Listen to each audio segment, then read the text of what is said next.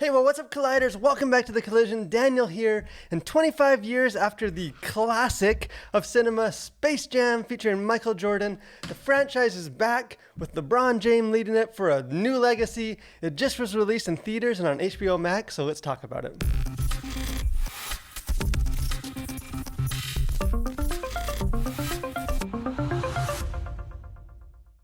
So I don't know if the original Space Jam, if it was my first, but it was definitely one of the first 2 or 3 movies that I ever saw in a movie theater. I was hooked. I don't know how old I was, but right after we saw the movie, my family and I, we went to to Walmart, or the store, and we bought Space Jam action figures. I don't know what led me to my decision, but I chose the Tweety Bird and the Purple Monster, and I played with that thing for years.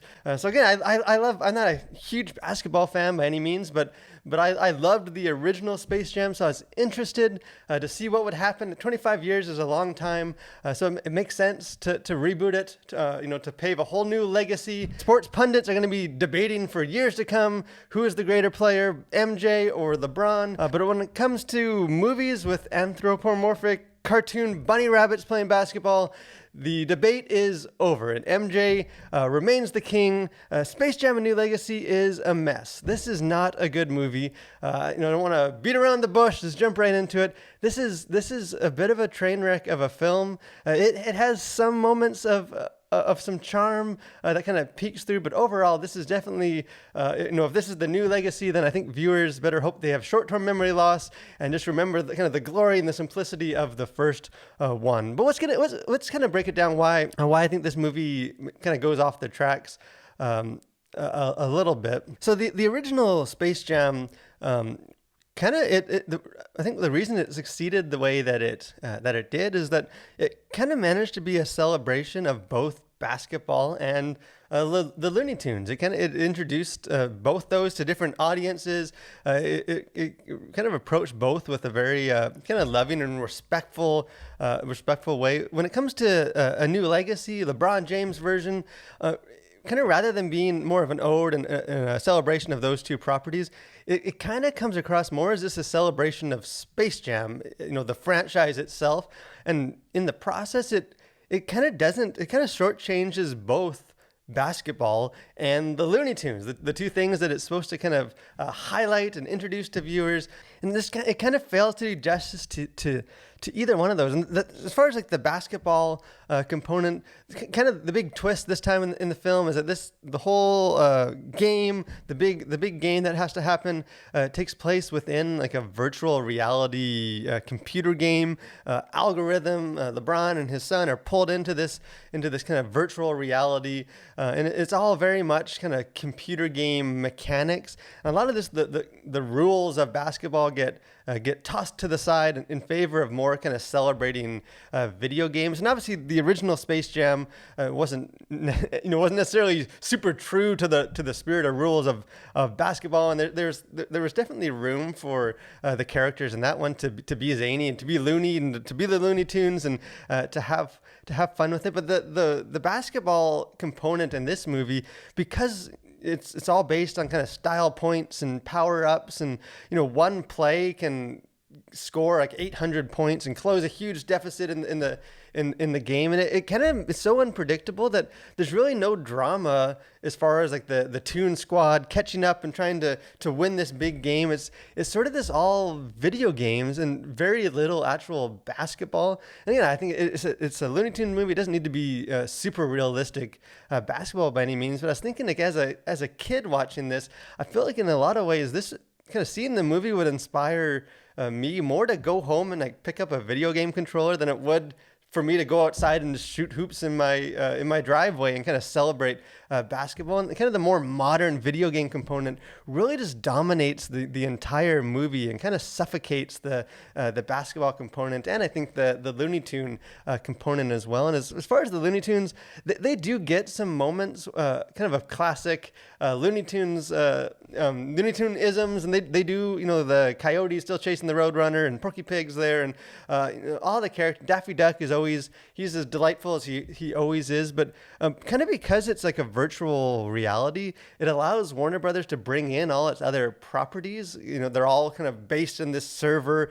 So you have, characters and references to the DC comics and to Harry Potter and to Game of Thrones and The Mask and The Matrix and kind of all these other Warner Brothers products get pulled in to it. And it is kind of fun to pick out the iconic characters, but kind of the more the movie goes on, you realize that these other properties, these other stories and films and franchises kind of steal the spotlight away from the Looney Tunes. There's almost more stuff with like the DC superheroes and Wonder Woman and these other non-Looney Tunes characters than there is with the actual Looney Tunes. That by the time they get all these characters together in the Looney Tune world, they really just have like 10 minutes of film time to kind of interact and kind of come together before the big game starts. And I think it misses that. It almost comes across more as like a commercial, product placement of their own properties, but trying to kind of introduce viewers to all the other franchises and stories that they have, that it just doesn't give the Looney Tunes characters enough to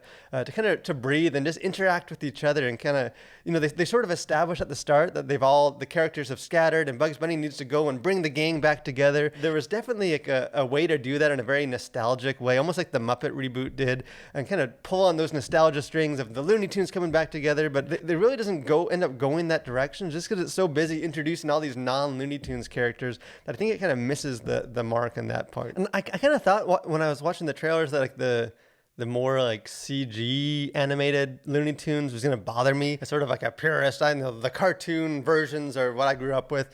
And it really didn't bother me. The film has kind of both.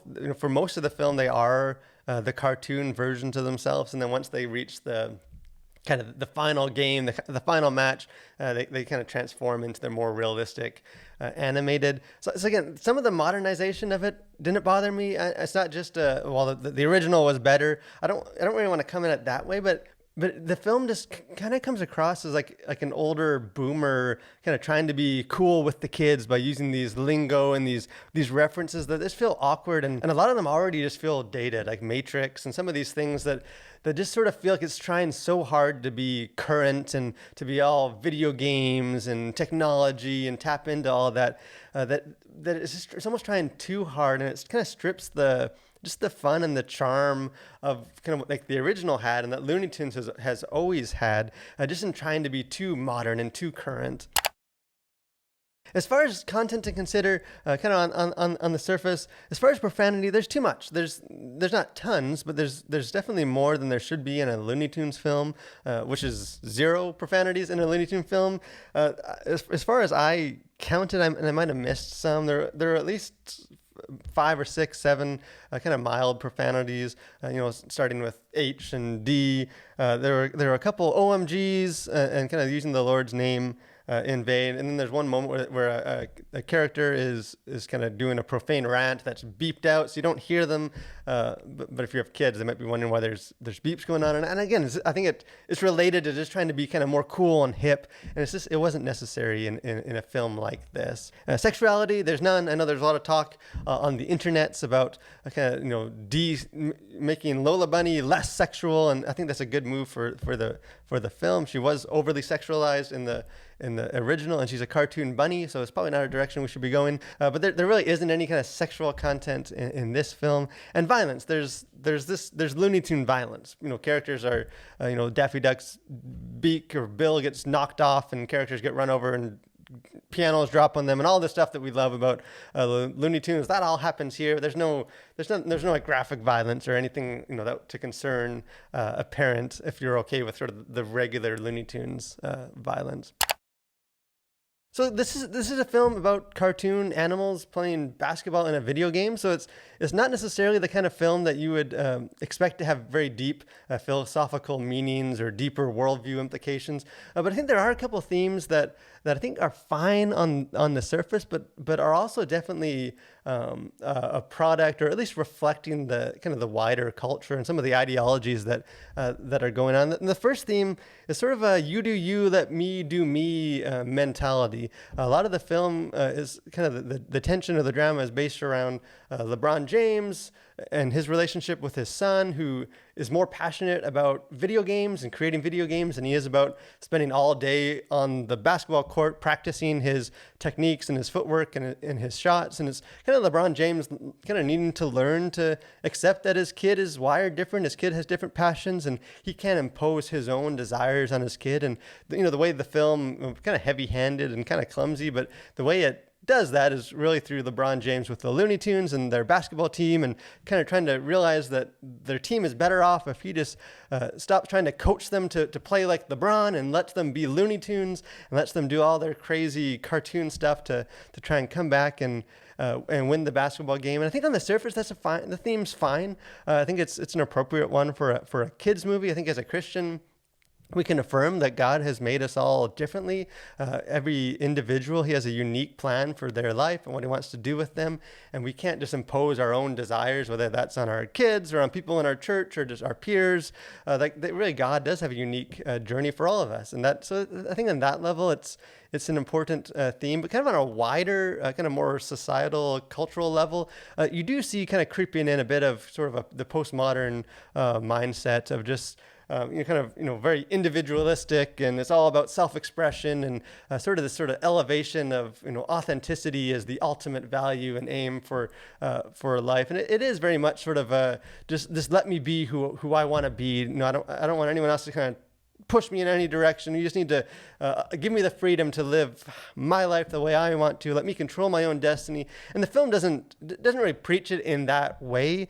So I don't think it's something that I think a parent or someone should be overly concerned that the film is trying to preach this kind of postmodern mindset, but it definitely, if you kind of look at it through that lens, is reflecting some of those mindsets in our culture in the film. Kind of a second theme that's related to the first theme is this sort of the need and the longing we have to be recognized and to be affirmed in what we're doing. If the first theme is we just need freedom to kind of be who we are, to live how we want to live, then the second theme is kind of the need we have for others to affirm how we want to live and to not only give us freedom to live that way, but to recognize it. And again, some of the villain in this is an algorithm, this computer algorithm that wants to be affirmed, wants to be recognized for his genius, for all that he's contributing to society, and sort of his, when LeBron James shuts down and doesn't give him that recognition and doesn't affirm what this algorithm's doing, that sends him on the path to evil and to try and take on LeBron and bring him down. And then LeBron's kind of the fictionalized son, Dom, in the film, his son, who's a computer game designer, is sort of pulled back in a tug of war between this algorithm and LeBron, these father figures, just sort of this need to be affirmed in his passion and for what he's doing with video games, and kind of goes back and forth, just looking for some of that affirmation for who he is. So in some ways, as a parent, I think there's definitely some worthy lessons in there to recognize your kid and the importance that a father has on their children. But in some ways, the film kind of goes against hey, you just live, you do you, and you just don't worry about what other people think. You just do what you think is right. It kind of elevates the need that we need to be affirmed. Both characters that aren't affirmed in what they want to do kind of start down the path of being villains in the movie, and in some ways it's almost a vanity thing that the film seems to suggest that, what really matters is that someone like LeBron James affirms you. Both characters want LeBron James affirmation. The one that gets it ends up, being all right in the end. The one that doesn't ends up being evil. It does reflect kind of where our culture is, that sort of this need to not just have the freedom to live how we want to live, but to have everyone else affirm and kind of praise us for what we're doing.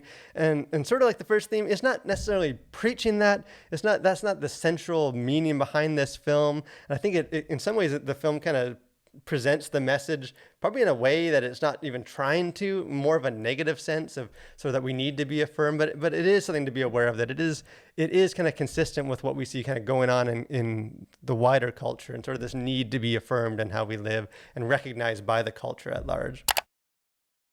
So in the end, like I said, I don't blame them for trying to make a reboot. I'm not really against reviving franchises. Or it's been 25 years, so it was probably time if they were going to make a new one. LeBron James is probably the guy to do it. He has the star power.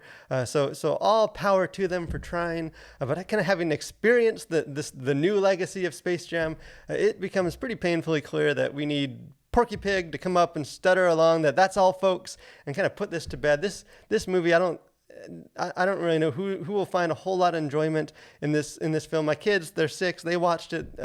They thought it was fine, but they weren't talking about it after or asking to go play basketball outside. I don't think they'll be super interested in the Looney Tunes that they haven't really seen much of. So in almost any kind of metric, I think this film fails in what it was trying to do, and will end up just sort of being a forgettable footnote, as most people will still sort of remember the original with Jordan. So 1 up for Michael Jordan in the great debate with LeBron. I think he wins this portion of the debate. But let me know if you guys have a more positive take. I've actually enjoyed most of the recent films that have been coming out, but this film I just couldn't. I tried to be positive and I just couldn't. But if you guys are more positive, I'd love to hear a different perspective. If you enjoyed it, maybe you are younger and you didn't kind of grow up with the original. Maybe that's just kind of coloring my perspective in a negative way. Let me know if you enjoyed it and kind of what you thought, or if you didn't enjoy it, if you agree with me. If you haven't done so, I encourage you to subscribe to our channel. Join the collision. We got a lot of stuff going on here. Reviews. We got a live stream every Tuesday. We'd just love to have you guys join what we're doing here and kind of help grow the collision and all that. Make sure you like this video. Have a great week, guys, and continue to collide with your world for Christ.